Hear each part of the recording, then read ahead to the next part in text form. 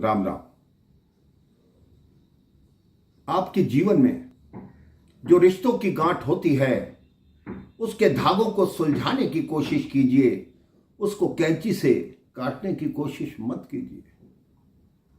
किसी किताब का एक पृष्ठ खराब हो, उस पृष्ठ को निकाल दीजिए, पूरी किताब को एक तरफ फेंकने की कोशिश मत कीजिए। महाभारत का युद्ध चल रहा था, 9 दिन का युद्ध हो चुका था। भीष्म पितामह रोज युद्ध से वापस जाते, दुर्योधन, दुशासन, शकुनी उनको ताना मारते कि आप अपनी पूरी शक्ति से युद्ध नहीं कर रहे हो। अगर आप अपनी पूरी शक्ति से युद्ध करते तो पांडवों की क्या बिसात कि वो आपके आगे टिक सकें। आप पांडवों से मिले हुए हो, आप उनका वध करना बिल्कुल नहीं चाहते। भीष्म पितामह के मन में बड़ा क्रोध आया। उन्होंने कहा, ठीक है, तुम मुझे उनके पक्ष का समझते हो तो मैं भीष्म प्रतिज्ञा लेता हूं कि कल पांडवों का वध करूंगा। जैसे ही उनके मुख से ऐसी बात सुनी, दुर्योधन खुश हो गया। सब में यह बात फैल गई कि कल भीष्म पितामह पांडवों का वध करेंगे। तो दुर्योधन बोला, फिर तो कल ही युद्ध समाप्त हो जाएगा। ये बात फैलती फैलती पांडवों तक पहुंची। सब विलाप करने लगे, द्रौपदी रोने लगी। भगवान कृष्ण आए, उन्होंने कहा, क्यों रो रहे हो? तो पांडवों ने कहा कि भीष्म ने ये प्रतिज्ञा की है कि कल पांडवों का वध करेंगे, उनकी प्रतिज्ञा कभी झूठी नहीं हो सकती। तो भगवान कृष्ण ने द्रौपदी से कहा कि तुम मेरे साथ चलो, हमें कोई कार्य करके आना है। द्रौपदी उनके साथ हो ली।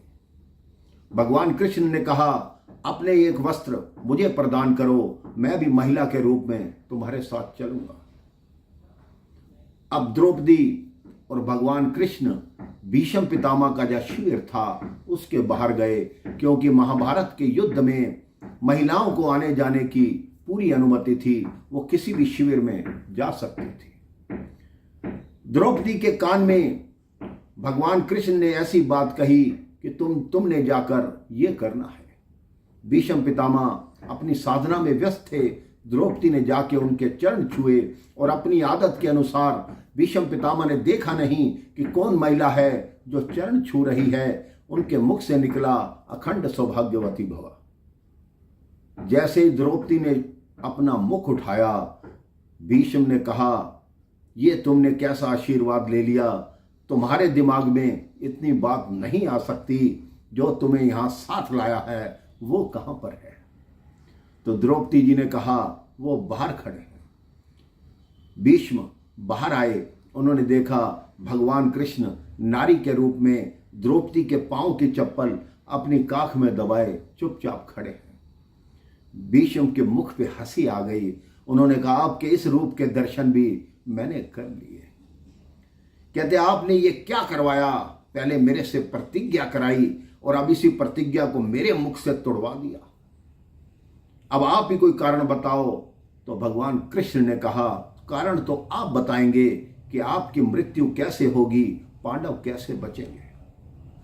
तो भीष्म ने कहा, तुम ऐसा करना, किसी महिला को अर्जुन के रथ पे खड़ा करना और अर्जुन को बोलना कि मेरा वध करेगा। तो भगवान कृष्ण ने कहा, किसी महिला का युद्ध भूमि में आना वर्जित है। तो भीष्म ने स्वयं कहा, शिखंडिनी, जो अब शिखंडी के नाम से आपकी सेना में है, उसको आगे खड़ा करोगे, क्योंकि वो कई जन्म ले चुकी है मुझे मारने के लिए। क्योंकि वो काशी नरेश की पुत्री अंबा है, जो कई जन्मों बाद आकर शिखंडी बनी है। अब उसको अवसर प्राप्त हुआ है, वो मेरा वध करवा सकेगी। उसे अर्जुन के आगे खड़ा करना। अर्जुन उसकी आड़ में से ही बाण चलाएगा। जब वो सामने होगी तो मैं बाण का प्रयोग नहीं करूंगा। 10वें दिन के युद्ध में शिखंडिनी को, अर्थात शिखंडी को अर्जुन के रथ के आगे खड़ा किया गया। भीष्म पितामह समझ गए कि आज मेरी मृत्यु का दिन है। उन्होंने हंसते हंसते अर्जुन के तीरों को स्वीकार किया। जब कई दिन हो गए उनको बाण शैया पर पड़े हुए, तब भगवान कृष्ण उनसे मिलने आए। उन्होंने भगवान कृष्ण से पूछा कि हे माधव, आप ये बताओ, ये मेरे कौन से पिछले जन्म के दुष्कर्म का फल है जो इस तरह मैं बाणों की शैया पर पड़ा हूं? क्योंकि मैं यहां लेटे लेटे अपने पिछले 100 जन्म देख चुका हूं। पिछले 100 जन्मों में मैंने एक भी पाप नहीं किया जिसकी ये सजा मुझे मिल रही है। कृष्ण जी ने हंसते हुए कहा, आपने 100 जन्म देखे हैं, 101वां जन्म देखो, आपको ज्ञात हो जाएगा कि आपको ये सजा क्यों मिल रही है। तो भीष्म ने कहा, आप ही बताएं कि मैंने ऐसा क्या किया था। तब उन्होंने कहा, आपने एक सांप को उठा के एक झाड़ी में फेंका था जिसमें बहुत सारे कांटे थे। वो कांटे सांप के शरीर में घुस गए थे। उसी पाप का फल है कि ये बाण उन्हीं कांटों की तरह आपके शरीर में घुस गए हैं।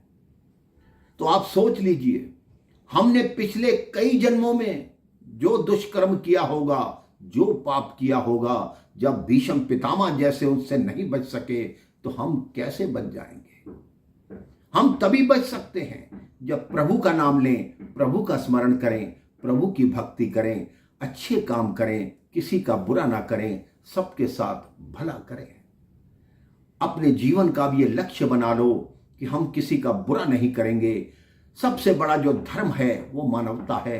किसी मानव के साथ बुरा मत करो, किसी का मन मत दुखाओ। राम राम, जय श्री राम।